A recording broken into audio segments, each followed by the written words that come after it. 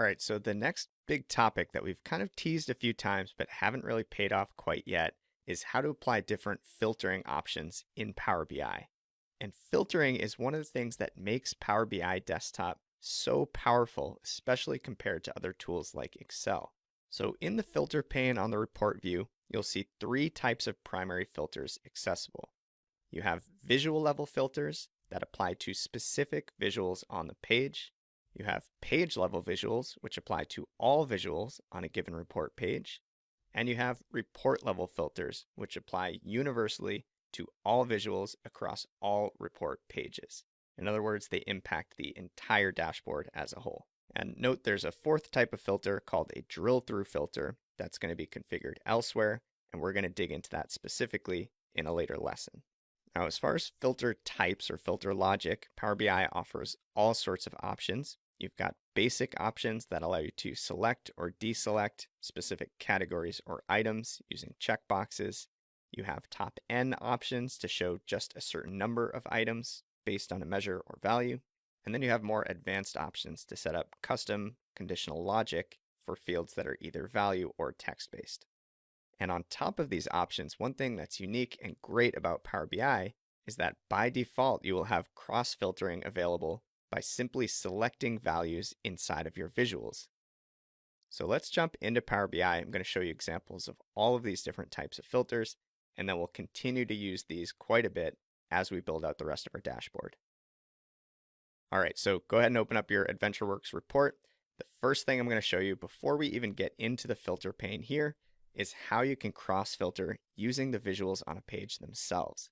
So check this out. If I select one of the items in my orders by category bar chart, like accessories, watch what happens. All of our cards update, our line chart updates, our KPIs all update, and now these are all showing values for accessories specifically. Same story for bikes, same story for clothing, and to unfilter, all I need to do is click a blank space on that filter, and that's going to return back to the unfiltered view. Now the same holds true if I select a specific week, for instance. Everything else is going to filter. Note that I see this kind of highlighting effect on my bar charts. We're going to talk in depth about these interactions and how to customize them, but the fact that you can create and apply these cross-filtering effects just by selecting values in your visuals is a really, really powerful feature of Power BI. Next up, let's look at some of the options in our filters pane here. So note that right now I just see the page level filter option and the all pages or report level filter option.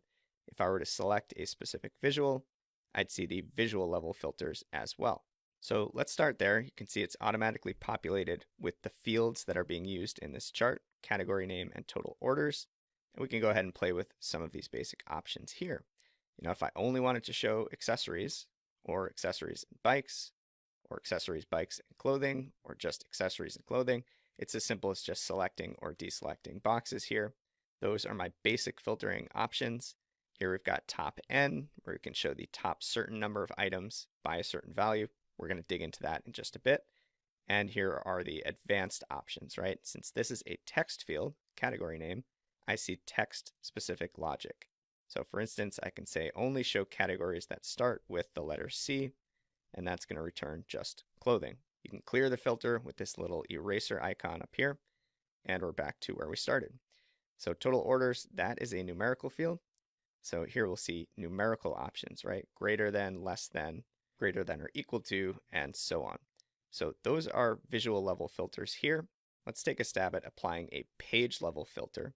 So what I can do is open up my data pane. Let's get rid of this text filter. And why don't we try something like a territory field, like country. So if we wanted to filter this entire page for a specific country, we can do so with basic filtering. Let's only show sales for Australia, for instance. Note that everything on the page changed so that we're only showing data from Australia. But here's the thing, if we jump to our customer detail tab, these didn't change. These are same original values, 17.4 thousand customers, average revenue per customer of 1431. But if we go back to our filters and we remove this one here and we add country as a report level filter that applies to all pages and select Australia again, Again, our exec dashboard updates, but now check this out. If we go to customer detail, our numbers have updated to reflect Australian customers specifically. And that's because our page level filter only impacted visuals in the exec dashboard, but our report level filter impacted all of the pages overall. So let's go ahead and remove that report level country filter to get back to where we started.